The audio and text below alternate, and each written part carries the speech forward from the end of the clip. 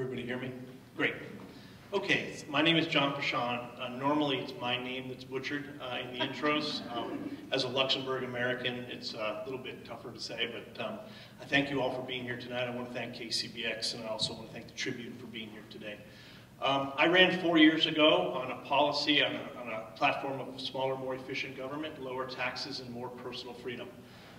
For those of you that don't know, San Luis Obispo County, this first district, and there's a reason why you all live here, it's the first district, is that it is about, I think it's closer to 57,000 individuals live in this district. It's, as you know, from Shandon all the way to Lake Nacimiento, all the way to the Monterey border down to Templeton. I live in Templeton with my family. I have a daughter who's 18 years old, just turned 18 years old, and a senior at Templeton High School, and my son is in the middle school there. My wife and I moved here about 20 years ago, a little bit closer to 20 years, mostly because my parents had, they lived down in San Luis Obispo, and as they got older, we moved here to be closer to them. I run a small business. I've had a small business now for 15 years, and I did run it 4 years ago because I did want to focus on those issues that the North County does think about, cares about, and believes in. And those issues now, and water was the #1 issue, so I'm glad we're actually going to be having a discussion on water. We also now have an issue which I believe is the #1 issue in our community, which is homelessness. We have a number of people that are living in the Salinas River, and we have a problem. Those folks are addicted. There's a lot of addiction, a lot of people with mental illness that are actually self-medicating in the riverbed.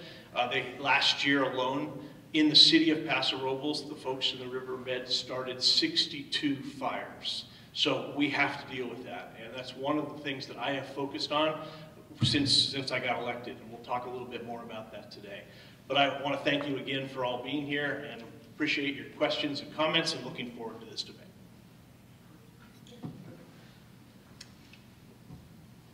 Thank you, Supervisor.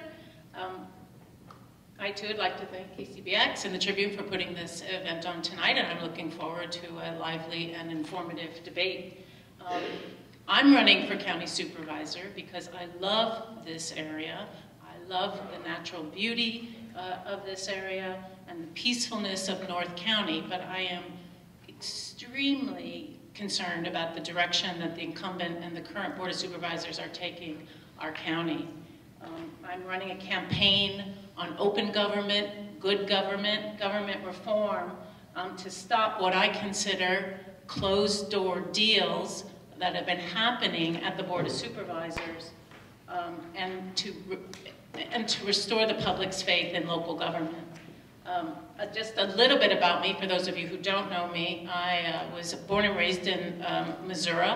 I'm the 8th of 10 children. I was the only kid in my family to go to college, and my siblings will be the first to tell you it wasn't because I was the smartest one in my family. It was because I just really wanted to break the cycle of poverty and better myself. I worked my way through college, waiting on tables, cobbling together loans and grants. I got a degree in geology and hydrology from the University of Illinois in Champaign, Urbana. I started my career at the United States Geological Survey in the Bay Area, Menlo Park, which brought me to California. I spent a good number of years studying how contaminants move through soil and into groundwater, and that is my specialty. I'm an expert at cleaning up dirty soil and dirty groundwater. I left the USGS and went to Sacramento for a couple of years, where I learned a lot about policy and a lot about politics too. I realized my lifelong dream in 2017 when I bought a vineyard in North Paso, an old Zinn vineyard planted by Richard Serrett in 1970, and that's why I am here and today, and I'm looking forward to taking your questions later this evening. Thank you.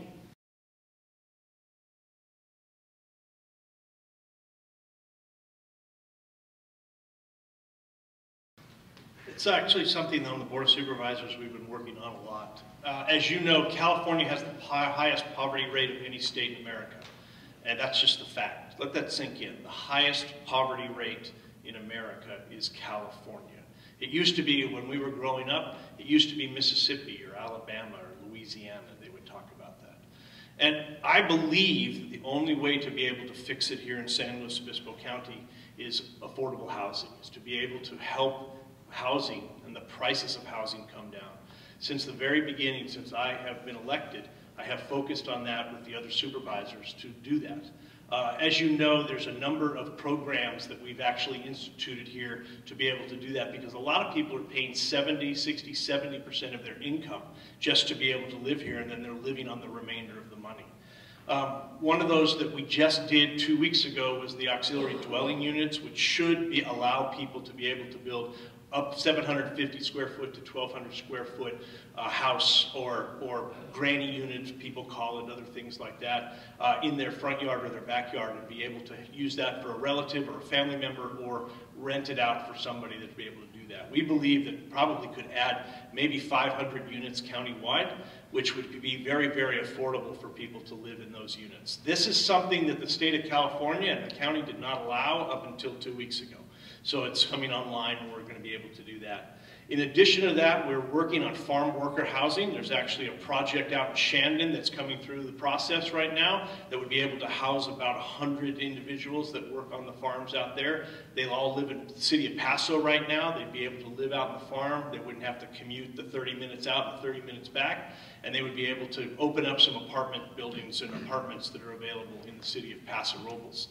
In addition to that, we've had something called the Inclusionary Housing Fee, and it was in San Luis Obispo County, that fee was on any home over 900 square feet.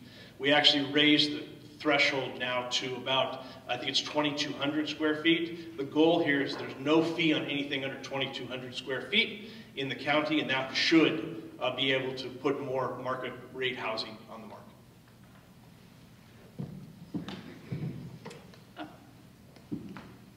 So yes, affordability housing is a crisis in this county, and it's a crisis in the state. It's a very expensive place to live, California. There are obviously things that we can do at the local level and the county can do, and I think the supervisor pointed out, and I applaud their granny unit, additional dwelling unit ordinance they just passed. But there's also other ways that we can incentivize the private sector to build more, and those are through what we typically call a mixed income project, where if you can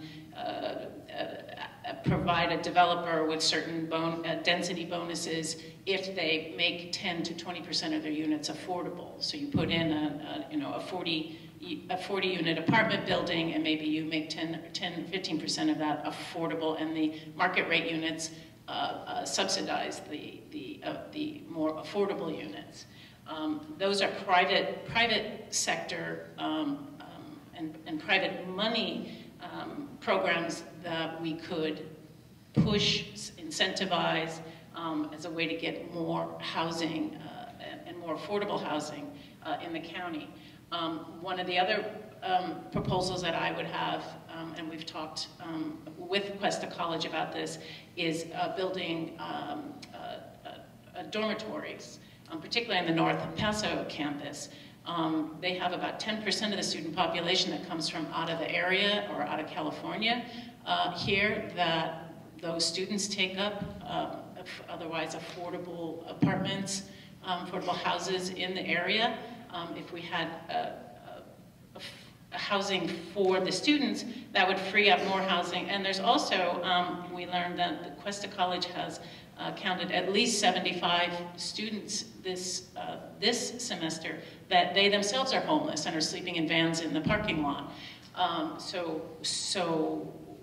Student housing on campus is another quiver I would put in my basket for addressing affordable housing. And I do have a couple of other suggestions, and maybe I can get back to those later. Supervisor Peschong, do you have a response? Yeah. So in the inclusionary housing fee, which we talked about a little bit earlier, we actually already do the mixed-use projects that allow for low-income housing and market-rate housing together in the same project.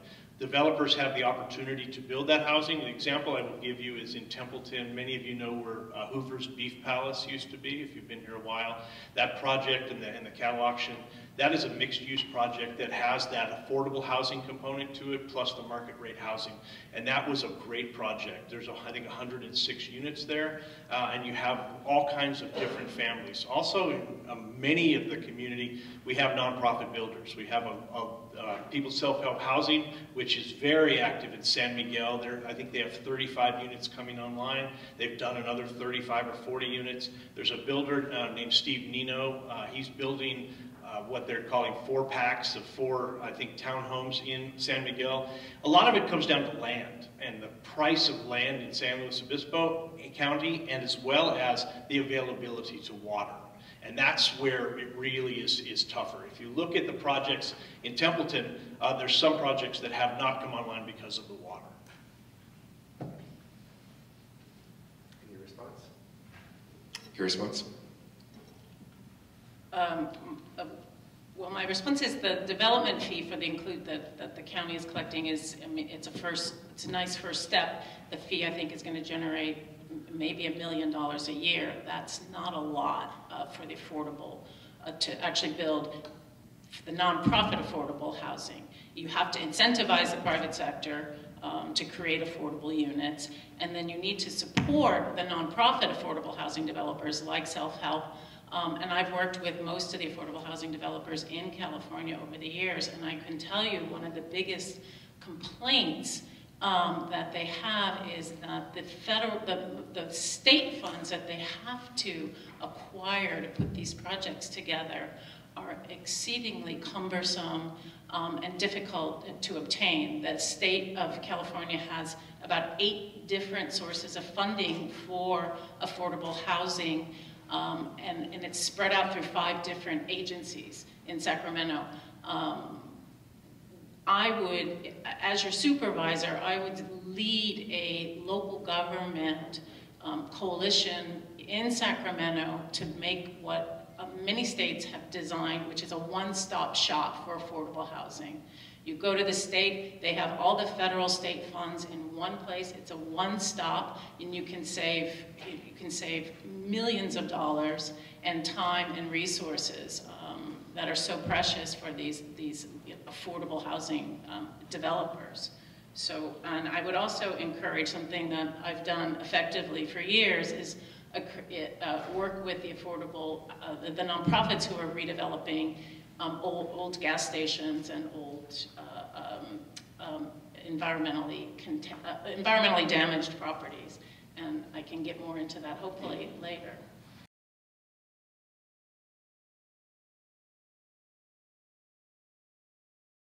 So the county has put together a sustainable groundwater plan that does call for a 20% cut in irrigation.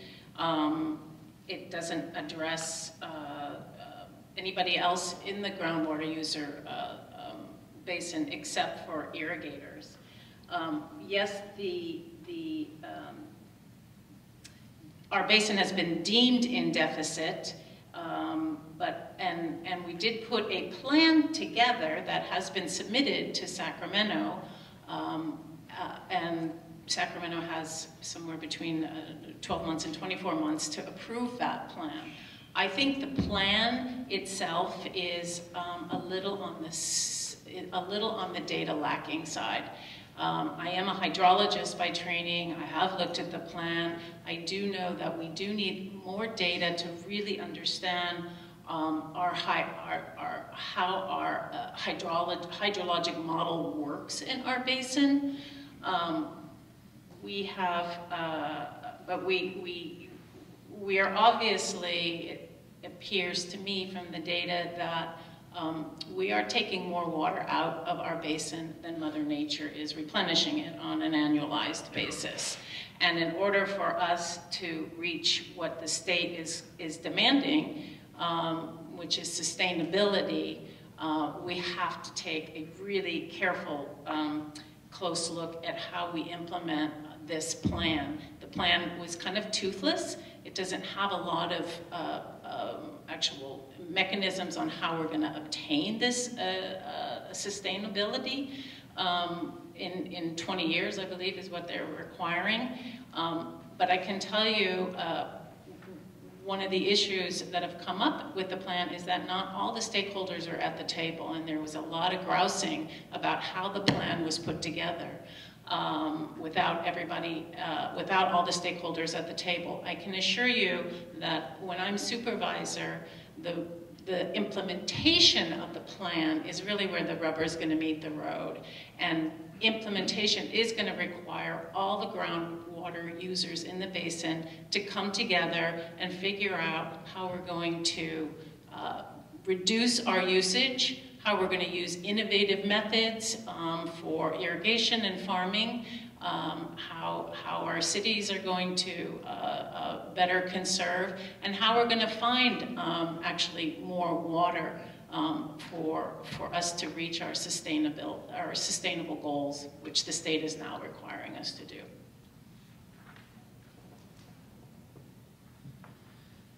So there's actually 40 basins that the Department of Water Resources has asked for plans. We started this right after I was elected. We started discussing this because of the failure of AB 2453. And we knew we need to be able to write a plan, otherwise the state would come into the Paso Robles Basin and take it over. As you know, they've removed parts of the basin.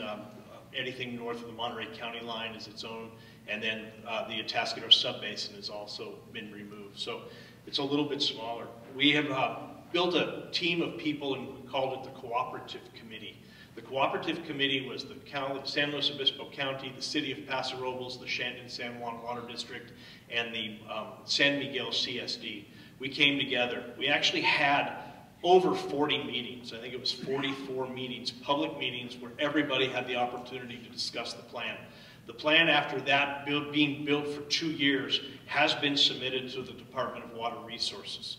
One of the ways, and as I said, there's 40 of them and they're working their way through the process, the Department of Water Resources has now placed our plan on their portal, computer portal. You can go on that and you can actually leave comments on it, just like we did locally here. There's a number of chapters to deal with this. The 20% figure is great to hear it publicly because a lot of people talked about in the beginning that we were going to need a 60 or 65% cutback. If you do a cutback that big, you are going to destroy the economy of North San Luis Obispo County. Because a lot of the tourism dollars and the wine industry, that's what happens here. So we cannot do that. 20%. I will tell you that one of the things that we did was we did not put best management practices into this plan. The reason why we did not do that is because this basin is so varied. Shandon, San Juan is much different than here closer to Paso Robles or San Miguel. And so what you're dealing with are different areas. But one of the things that Jerry Lohr, who you probably all know, J. Lohr Wines, has stated, he believes that there are a number of people that are overwatering, and if they are able to find best management practices that work in their area, working together, they should be able to cut back 20% without getting rid of the quality and the quantity of their grapes and what they're able to get done. So I do believe that it's possible to be able to do it, but I also do believe that it's not going to cost us $10 million a year to monitor these basins. Stephanie, your response? Supervisor Peschong did chair the committee that put the plan together. But he is also party to a lawsuit, a litigation that is suing the county, the city of Paso Robles, the San Miguel CSD, and the Shandon San Juan CSD, and the Templeton CSD, in a lawsuit that sprung up sort of in 2014 at the heat of the height of the drought, and in the sort of the heat of the legislative action to pass the Sustainable Groundwater Management Act. I want to go back to my sort of good government, open government reforms and platforms. I'm really uncomfortable with somebody who is party to litigation that basically says, We, the landowner, we own the water underneath our land. And you, the city of Paso Robles, and you, the San Miguel CSD, you have rights only after we do. That lawsuit, I believe, flies in the face of the Sustainable Groundwater Management Act, which says all stakeholder users shall come together and figure out, as groundwater users, a sustainable plan. When you have a chair of the plan committee who is party to the litigation that has a different philosophy and worldview about who owns water, I have a lot of concerns about conflicts of interest. And where his allegiance lie. That lawsuit has caused, it's almost bankrupting the San Miguel CSD. It's cost them millions in dollars to defend themselves from this lawsuit. The Templeton CSD is also struggling. I honestly don't know how Shandon San Juan is even managing the litigation costs. So I guess my concern here, and where I want to come back and focus on my good government reforms, is that you need to have open, clear, transparent government, and you must avoid conflicts of interest and muddying the water when you're leading a group as important and as necessary and responsible as designing a plan for our precious limited resource, our groundwater. My property is in the Atascadero Subbasin. It's not in the Paso Robles Basin. I joined the lawsuit in 2014. I think there's 700 or 800 families that also joined into that lawsuit. This is the quiet title lawsuit, for those of you that are aware. The quiet title lawsuit was put together by a number of people because we believe that the groundwater under our land, and I have about 20 acres in the Atascadero Subbasin, can be used for the beneficial purposes of that land. That's what the California Constitution guarantees. Our lawsuit is about that guarantee, and that's what we're doing. And I'm going to continue. I got elected the first time because I was on this lawsuit, part of it, discussing it all the time. I have no problem discussing it with people. It is, when a government comes in and says that they're going to then take your water rights away from your property, I have a problem with that. And my children and my family, this is their property too, and they deserve to have the water rights. I think that it's kind of simple logic to me. I will tell you this about the lawsuit and the plan. I don't sit on I'm actually the alternate, but I do not sit on that. That Debbie Arnold sits on the Atascadero Subbasin discussion. It is a low priority basin. It is not having to put together the plan. The plan that we wrote has to do with the Paso Robles Basin. It's very, very important that we get that plan moving, because if we don't get that plan moving and approved, the state of California will come in and take over the water, and they will be then talking about the projects that we all as taxpayers have to pay for. The thing that's very interesting to me is that the state is now offering a number of projects and programs with money available to be able to help these basins that are in severe decline. Right now, they're going to give money for, and they have grants for monitoring wells. They have grants for subsidence, ground subsidence, which is occurring in many of the Central Valley locations. They also have money available right now, I believe, for stormwater capture, which means to slow that water down. One of the projects that we've talked about a lot through the last at least 6-7 years since Frank Meacham was on the Board of Supervisors, Frank had an idea that was written about in the Tribune, which is putting the gates on the Salinas River Dam, increasing its capacity so you could get more water there, and then during the tougher parts of the year, bring that water up the Salinas River, be able to slow it down. I don't know how many of you know Nanette Fisher, but she's a reporter with the Soaring Eagle Press, and she talks about a lot of this, about slowing it down and soaking it up. But allowing us to be able to do stormwater capture and water capture to be able to slow that water down and have it percolate in. That money will all be available in the state. We're going to go after those grants, and we're going to try to get those to be able to do this. The problem with the Salinas River Dam, as it's currently owned by the Army Corps of Engineers. It's a war asset that they have not gotten rid of. It needs to be seismically upgraded. Once that's done, I think the county should be able to take it over and we can do that. The problem is, right now, all of the water behind the dam goes down to San Luis Obispo County. That's when the decline in the basin started, when that water stopped coming north and percolating into the ground in the north part of San Luis Obispo County, because that river runs all the way to Monterey Bay. But when that dam was formed, I believe that's when the decline started.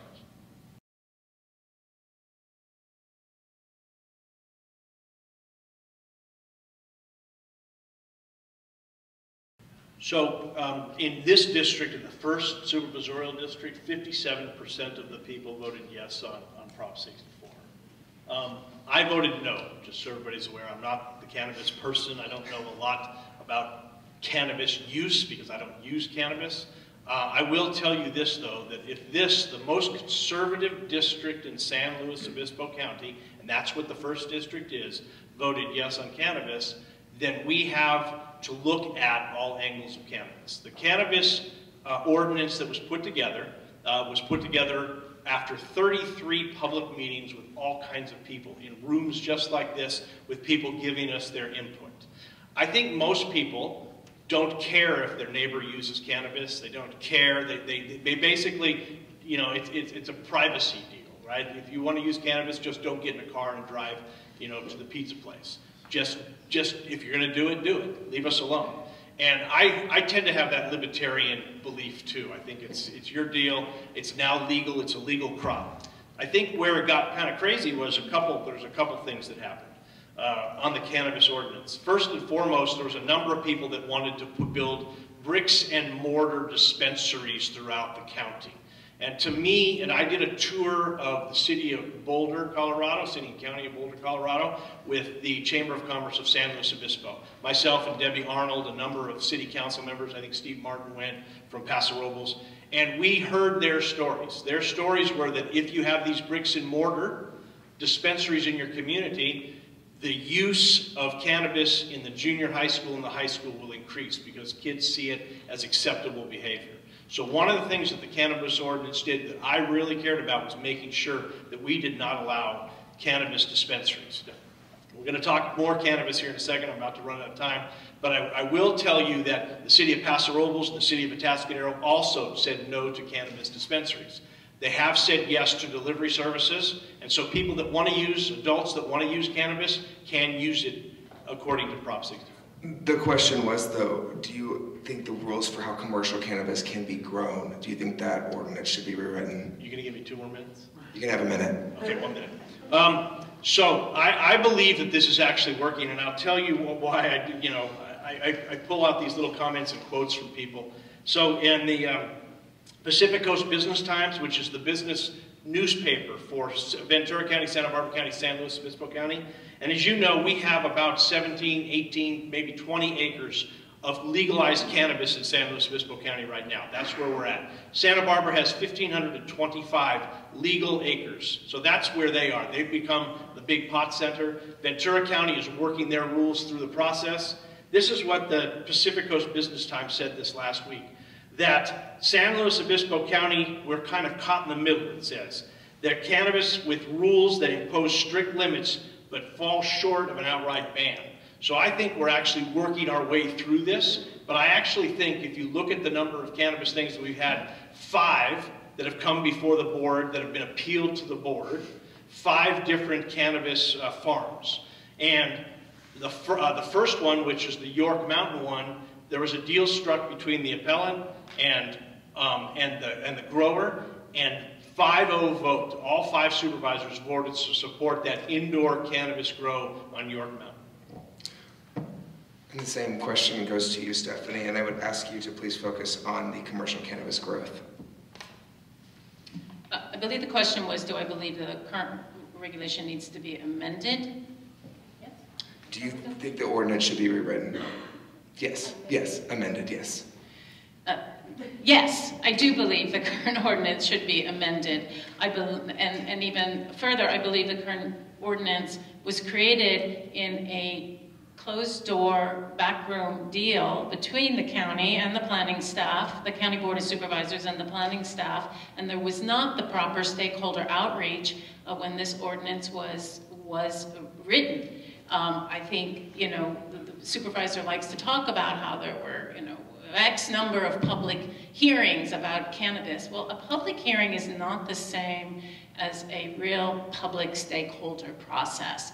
I can tell you that had the board actually done outreach and called, you know, all the presidents of the homeowners associations and presidents of the advisory councils and said, hey, we're thinking about passing a cannabis ordinance that's going to allow 22,000 square foot manufacturing and processing facilities. 22,000 square feet is the size of a Walmart. You think, we're thinking about this ordinance to allow these large facilities to go in, and, you know, we got a setback of about 300 feet from a family home. What do you think? I can assure you that that ordinance would not read the way it reads today had that full stakeholder process happened, as opposed to the backroom deal that did happen on this ordinance. I think where we should go with this, and we've looked at lots of models in other states, and I think the city of Denver, after much hair pulling and gnashing and fighting with its community, basically said we will only allow these production facilities on commercial corridors. Those are areas next to airports, next to railroads, next to freeways, basically away from family homes and existing neighborhoods. One of the things that became readily apparent to me as I was studying the cannabis industry was that all of their professional services, all their magazines call for something called the good neighbor policy. And they basically tell all of their folks, before you even think about spending a dime on building, you know, an industrial facility in a community, it is a good neighbor policy to go and knock on the door of all your neighbors and say, hey, I'm thinking about, you know, putting a 22,000 square foot facility next to, you know, in your neighborhood. Are you okay with that? I can tell you not a single one of the applications that have moved through the county today did that. None of the neighbors who have come and have appealed these proposals knew anything about these projects until 3 days before the planning hearing that was going to approve them. Thank you. I just want to check real quick. Do we have time for a follow-up or the audience question? How are we doing? I have one follow-up to the cannabis question. This will go to you, Stephanie, and then we'll move on to the audience questions after John answers after you. The odor. The odor has come up time and time again of cannabis at supervisor meetings. Agriculture is a notoriously odorous industry. Do you find that cannabis presents more of an odor than other crops, or could it be that the odor of cannabis remains stigmatized? And either way, is there a way to mitigate this recurring issue? I do think that that cannabis has a very specific, what's called angry skunks. You know, it has a very strong and a very specific odor, and it also releases very large molecules of terpene. So we know homeowners who have lived next to these grows, and it's not, you know, people want to compare it, oh, you know, broccoli stinks too, I don't like broccoli. But the cannabis odor is something quite different, and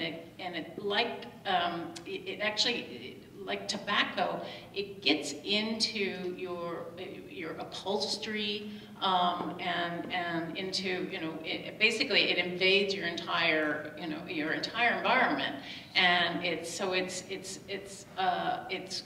quite different than you know, people complain about a broccoli smell, or people complain about a winery and crush, you know, at crush time.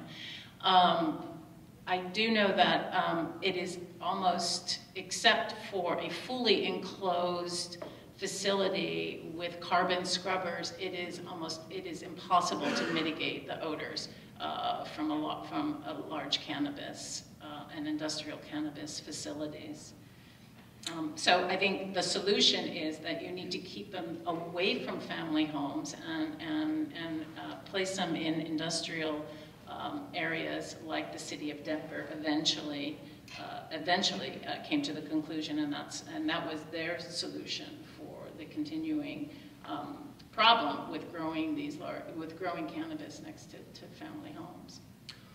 John, do you have an answer to a subject that comes up time and time again at supervisor meetings?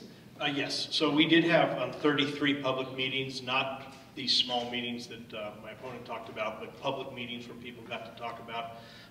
First off, the Walmart in Paso Robles, which probably some of you have actually been, is 130,000 square feet, so it's not a Walmart. 22,000 square feet is what the 5 different greenhouses that have come before the Board of Supervisors. Each one of those greenhouses had smell mitigation. I was very clear at the meeting, if you cannot mitigate the smell on these greenhouses and the smell leaves your property line, you're in violation of your permit, and we were going to take your permit. The one on York Mountain, that was very, very apparent. There was another one on Airport Road, very, very apparent. If the smell comes across your property line, we would take your permit. That also had to do with light and light pollution. If they were going to use lights, if they were not able to black them out at nighttime, that was gone, and then the noise was the other one too. A lot of discussion on that. We do not allow in San Luis Obispo County, before the ordinance, it was allowed, it is not allowed to grow cannabis on a residential property or rural residential property. Only 2 kinds of land zoning are allowed to grow cannabis, ag lands and rural lands. Now the state has a law that's part of Prop 64 that allows everybody to grow 6 plants.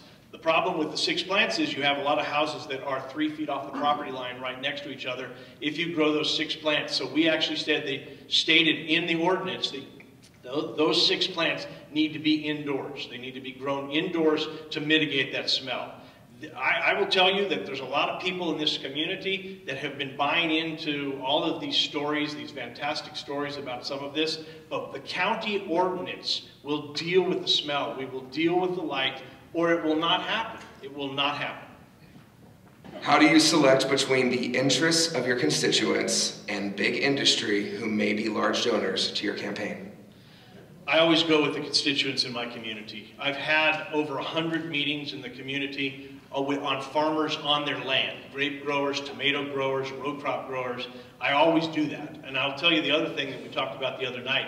One of the ways that I do it is I'm able to reach out to each of my communities, and I have mobile office hours. I have an easy up, I have a little sign, I go out to Shandon and I pop it up, or I put it up in San Miguel, and I meet with constituents in the community. They come, and I will tell you, usually they complain about homelessness or potholes. Those are the two that I get the most of. If you go out to far east in our district, and you go to Bitterwater Road, if you've ever seen potholes in your street, let me know, but they have the worst potholes, by the way, so we're getting those fixed.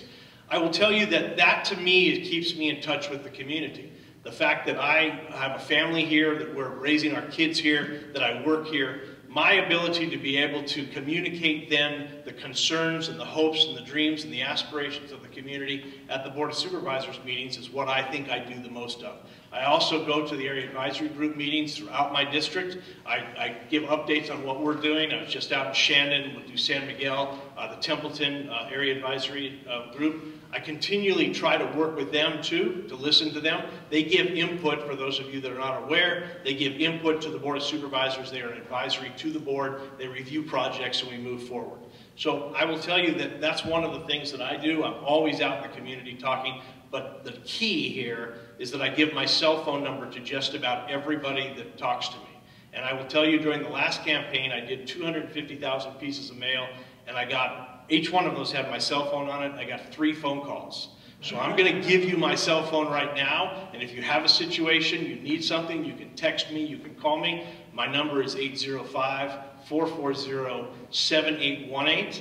You can also call me tonight at 2 and 3 in the morning to see if I'm serious. Well, now, Stephanie, the pressure's on for you now to give out your information. The question was, how do you differentiate between the interests of your constituents and big industry who may be large donors to your campaign? Yeah, well, I personally don't have that problem. I don't have any corporate donors on my campaign. I am running a classic neighbor-to-neighbor, door-to-door volunteer campaign. Unlike the incumbent, who actually runs a political consulting firm called Meridian Pacific, that's done over $100 million worth of revenues and represents Philip Morris, Big Oil, PG&E in the past. His firm represents big moneyed interests, and it shows in his voting and in his records at the Board of Supervisors. I don't have an issue with anybody making, working hard and making money, even if it's peddling influence. I have no problem with that.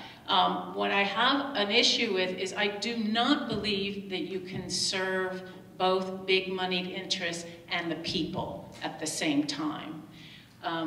My election, I believe, is going to be a test, really, where we're going to be able to prove that ordinary people and ordinary citizens are in control of our democracy and our local government in the face of what is turning out to be a massive, massive corporate spending against my campaign here in North County. I hope you'll consider me for your vote, and I promise that I will run, that I will be, my office, my supervisor office will be open, responsive to community needs and constituents, and fiscally prudent. You'll find my cell phone number and my personal email on the flyers on my table back here, and also a list of all my good government reforms that we didn't really get to talk about tonight. Please stop by the table, and I'd love to talk to you about the good government and open government reforms that my campaign is proposing. Stephanie Shakofsky and John Peschong, thank you very much for coming out and speaking with us tonight.